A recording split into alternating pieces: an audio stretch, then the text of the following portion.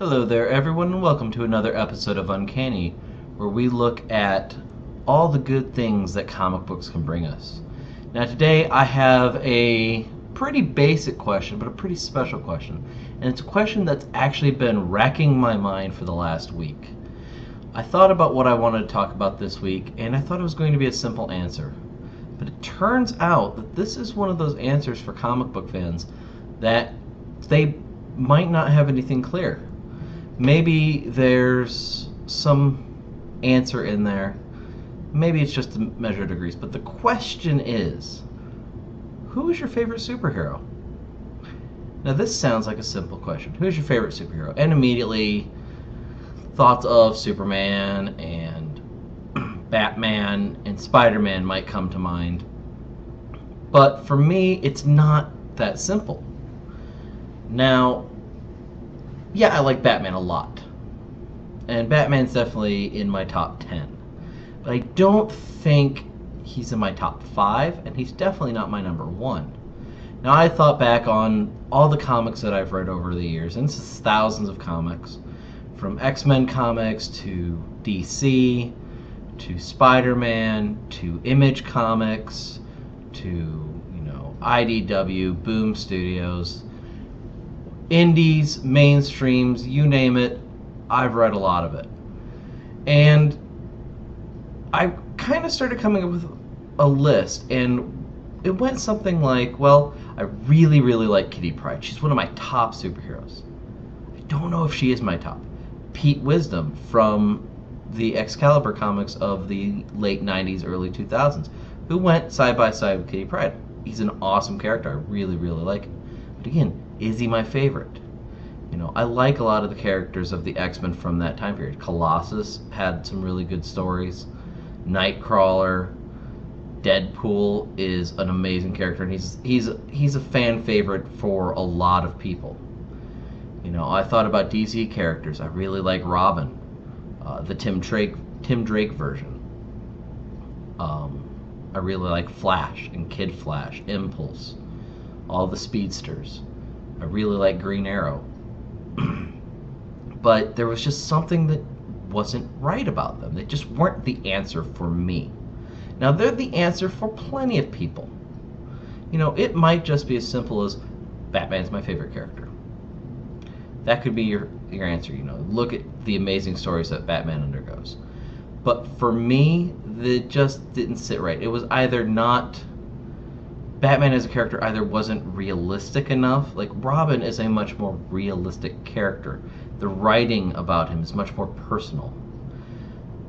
Or on the other end, it's just not fantastical enough. It's not fantasy-based enough. And I don't mean Dungeons and Dragons or Lord of the Rings type fantasy. I just mean out of this world. So there was a character that I decided, after a long time of sitting and really thinking about this, that probably has to be my favorite character. I pick up just about everything that he's in. I've been following him since the very early days of him having his own mini-series and then series, from him being in team books. And this is Cable.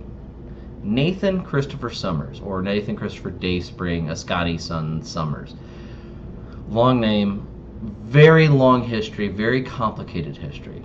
For those who may not know, Cable was born to Scott Summers, who's Cyclops of the X-Men, and Madeline Pryor, who is Jean Grey's clone.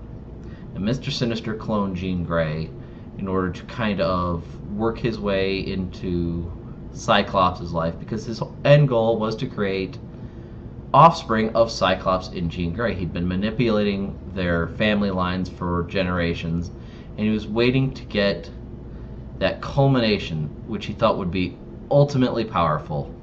And what he got in the Marvel 616 universe was Nathan Summers.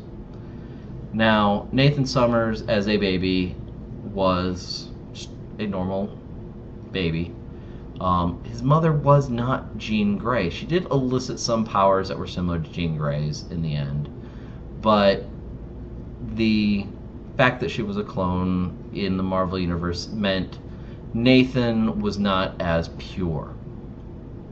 Now, Apocalypse came and eventually infected baby Nathan with the techno-organic virus. And the only way to save his life was for Cyclops to give up his son to the mother Uncanny and have him be raised in the future where they could control the techno-organic virus. Now, what they didn't know was that Mother Uncanny was actually Rachel Summers, or Rachel Gray, however you want to call her, the alternate timeline daughter of Cyclops and Jean Grey. Like I said, this gets complicated.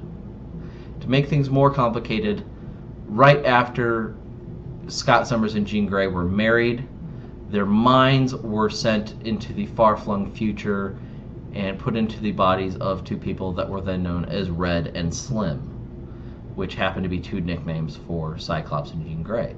And they raised Nathan from infanthood into his young teen years, and instilled with him the values that they had at that time. And so technically, Nathan Summers was raised by his father and the original Jean Grey. Well, he came back, and in the 80s, he was this mysterious man known as Cable. You didn't know if Cable was a mutant or a cyborg. He had this cybernetic arm, and at first they just described it as that. The cybernetic arm, he could do a few things with it. He was a mercenary, he had all these guns. He would team up with the Six Pack. He ended up leading the New Mutants, being a new mentor after Magneto left the Xavier Institute. And he took them away from the Xavier Institute and formed X-Force with them. Now, as the stories went on, both Cyclops and Cable found out that they were father and son. And this opened up a whole new dynamic. Eventually, Cable joined the X-Men when Cyclops was seemingly killed in a battle with Apocalypse, having taken Apocalypse upon himself. But Cable's time with the X-Men didn't last that long. Cyclops' death didn't last that long. And there were a lot of different things. Now, one of the coolest Cable stories is probably the most recent series that was simply called Cable. And it was him taking Hope from the present day into the future to save her. Bishop, who was a longtime X-Men member, was hunting them down because he figured that Hope, who was the first mutant born after the Scarlet Witch said no more mutants, would be the eventual harbinger of his timeline. He didn't want that to happen. So he went a little crazy. He hunted them down through time, killed millions of people in order to try to stop him, and it didn't work. So there's this great turn of Cable going from being the son to being the father. And Hope Summers sees him as her father. She even gave herself his same last name. So Cable sacrificed himself to get Hope back to the present timeline. Turns out he didn't quite die. He's back. He's leading a new X-Force team, which are outlaws. But one of the most fan favorite stories of Cable happens to be Cable and Deadpool. Deadpool, everybody loves. The Merc with a Mouth, great comedy. Cable was definitely the straight man of the story. And it was kind of like, how many times can Deadpool just get on Cable's nerves completely? So there was a lot of comedy, there was a lot of action. It was pretty good stories. So for me, Cable is probably my favorite superhero. Now, it can be argued that he's not a superhero, that he's an anti-hero a lot of the time, but he's been on so many teams and he's done so much good that I put him in the hero category. So that's my favorite superhero. What I would like to know from you guys is, what is your favorite superhero? So leave your comments down below and tell me who your favorite superhero is and tell me why. You know, it can be a long comment. Nobody's going to be bothered by that. If you like this video, click on that like, click the subscribe. I do promise that a Bacchus Top 5 is coming back fairly soon. I know it's been a few weeks since I've had one. It's just been a crazy time for me. In fact, this is one of my 2 days off during the week. And when I say days off, I mean nights off.